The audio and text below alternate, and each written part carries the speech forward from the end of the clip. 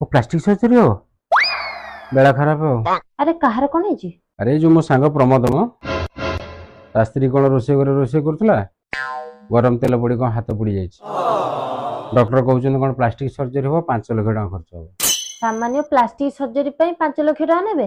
अरे मूर्ख plastic surgery हो सामान्य कौन।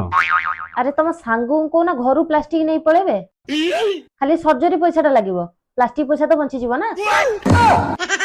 अरे तुम मैंने सब जानी पारन से माने प्लास्टिक ना रे तुम मानक लुटुचंती। तुम सांगू को जदि तांको घरे प्लास्टिक नाही ताले आम घर को आसीबे केते प्लास्टिक पानी बोतल सब पड़ची दे देबी। आ एते कष्ट काई करिवु सांगू कहि दउची ता स्त्री को नेकी आम घर पळि आसीबो आ तू निजे एटी प्लास्टिक जे तरले ता हाथ लगे दउ हे जिवो कोन। ये प्लास्टिक से प्लास्टिक होच अलगा प्लास्टिक तो प्लास्टिक आ पुनी मेडिकल साइंस बोली किछ अछि ना नाही। हाँ, अच्छा।